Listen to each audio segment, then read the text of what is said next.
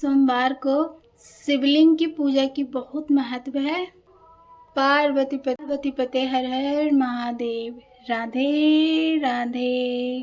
सोमवार भगवान शिव को सोमवार को शिवलिंग पूजा करने से 1000 शिवलिंग का फल मिलता है। सावन के सोमवार को शिवलिंग की पूजा की बहुत महत्व है। आज की वीडियो में हम जानेंगे सावन सोमवार का पूजा हम बहुत सरल तरीका से कैसे कर सकते हैं।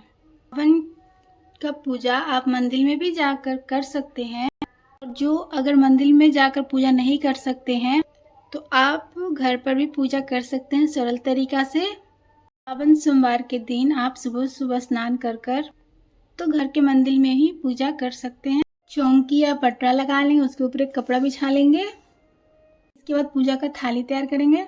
कि थाली में क्या क्या चाहिए इसका वीडियो मेरे YouTube चैनल पे डाला हुआ है, आप जाकर वहां से भी चेक कर सकते हैं। तो देखिए, सबसे पहले हम जल का छिटके चौकी पे लगाएंगे। तो चौकी को शुद्धकरण कर लेंगे।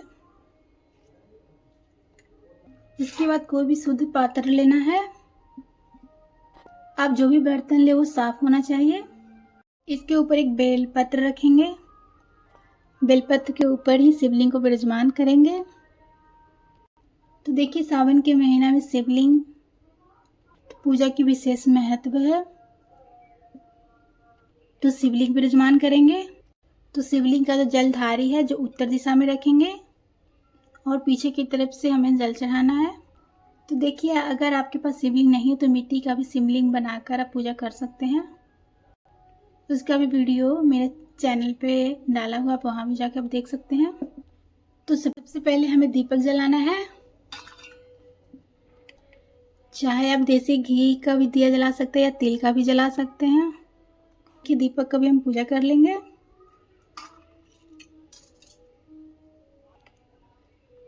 तो हाथ जोड़कर भगवान भोलेनाथ से प्रार्थना करेंगे, हे भगवान, आज आपकी पूजा करने जा रही हूँ और मेरी पूजा स्वीकार करें। जाने अनजाने में मुझसे जो भी गलती हो क्षमा करें। ऐसे पूजा को संकल्प करने के बाद उसके बाद शिवलिंग को अभिषेक करेंगे। अब जल में गंगा जल जरूर अब डालें। तो देखिए, शिवलिंग की सबसे पहले जलधारी पर जल चढ़ाना चाहिए। सबसे पहले गणेश जी को जल चढ़ाएंगे, भगवान कार्तिक जी को भी जल चढ़ाएंगे, और जलधारी के जो बीच में है जो अशोक सुंदरी को भी जल चढ़ाएंगे। अंतिम में शिवलिंग के ऊपर जल चढ़ाएंगे।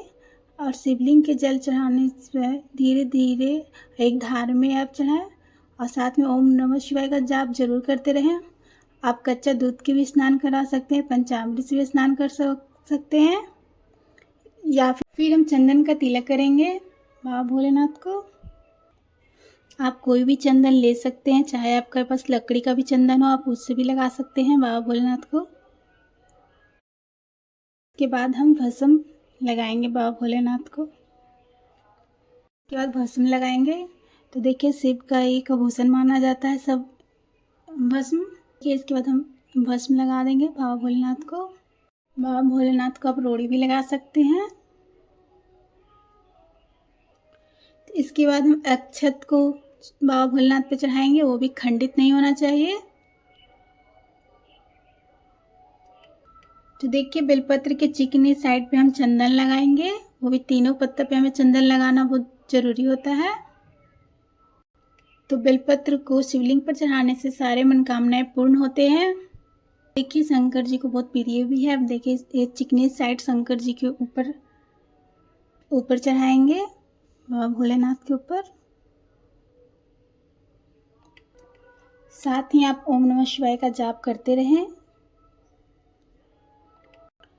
चाहे आपके पास जितने भी बेलपत्र हो, 2, 4, 5 या 11 या 21 को जो भी हो, आप भोले बाबा के ऊपर चढ़ा सकते हैं। धूप भी हम चढ़ाएंगे बाबा भोलेनाथ को।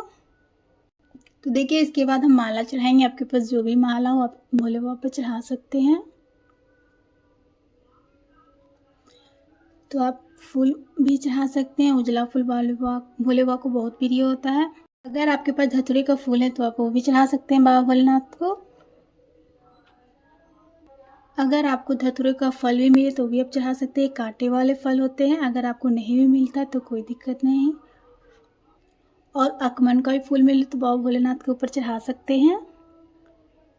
बाबा भोलेनाथ को ये सारे फूल बहुत प्रिय होता है।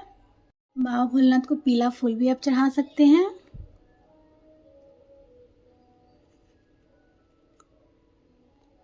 इसके बाद हम भोग चढ़ाएंगे। आपको जो भी ऋतु फल आपको मिल जाए आप भोग भी चढ़ा सकते हैं। जब आप भोग चढ़ा दिए हो भोले बाबा को तो अब भोले बाबा को अब हम दक्षिणा चढ़ाएंगे।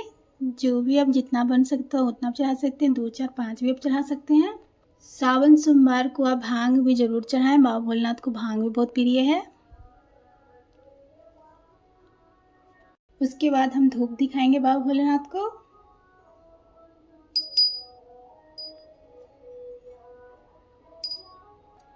अब उसके बाद हाथ जोड़कर बाबा भोलेनाथ को प्रार्थना करेंगी कि भोग ग्रहण करें। आप शिव पुराण का कथा करते हैं या कोई भी पाठ करते हैं या सुनते हैं, कथा सुनते हैं तो 1 लोटा जल लेंगे। अक्षत और फूल लेकर शिव पुराण का पाठ भी कर सकते हैं, कथा भी सुन सकते हैं। कथा सुन ले तो इस फूल और अक्षत बाबा भोलेनाथ के ऊपर चढ़ा देंगे। तरीका से कथा पूर्ण हो जाएगी। कथा सुनने के बाद हम आरती करेंगे। धूप दीप से भगवान शंकर का आरती करेंगे। आप जो भी आपको आरती है वो भी आप कर सकते हैं।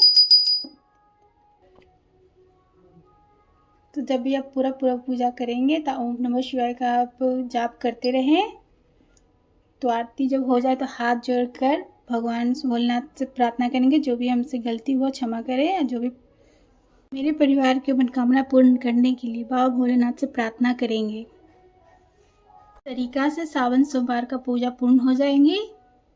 पूजा हम सोमवार को सुबह में पूजा करते हैं और ये जल का लोटा है। आप इन्हें सूर्य भगवान को अर्घ दे सकते हैं। चाहे आप शाम को भी पूजा करते हो तो चंद्रमा को आप अर्घ दे सकते हैं। इसके बाद जो भी आप भोग लगाए हैं, जो भी आप प्रसादी चढ़ाए हैं, परिवार में सभी सदस्यों को आप बांट सकते हैं। जो भी आप दक्षिणा जो चढ़ाए हैं वो किसी भी पुण्य में दान कर सकते हैं या पंडित जी को भी आप दे सकते हैं।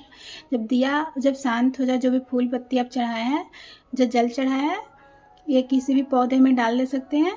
और शिवलिंग में जो अगर आपके पास शिवलिंग है तो आप मंदिर में भी रख सकते हैं। चाहे आप मिट्टी का शिवलिंग बनाया है तो इन्हें हमें परवा करना होता है। वो कोई भी आप गमला में कर सकते हैं, लेकिन तुलसी के गमला में नहीं कर सकते हैं। जो आप फूल पत्ते इधर उधर नहीं फेंकना है, आप किसी भी पौधे में डाल दे सकते हैं। इन्हें खाद बन जाए। जल या फूल तुलसी के पौधे में नहीं डालना है और किसी भी पौधे में आप डाल ले सकते हैं। सोमवार की शिवलिंग की पूजा बहुत महत्व है। शिवलिंग का पूजा करने से 1000 शिवलिंग की पूजा का फल प्राप्त होता है। आप भी शिवलिंग पूजा आप जरूर से जरूर करें। शिवलिंग की सरल पूजा विधि आप लोगों को कैसा लगा आप लोग ज़रूर बताइए। और अगर वीडियो आप लोग अच्छा लगे तो लाइक करें। चैनल पे न्यू आए हैं तो सब्सक्राइब करें। फिर मिलते हैं किसी और वीडियो के साथ। तब तक लिए पार्वती पते हर हर महादेव। राधे राधे।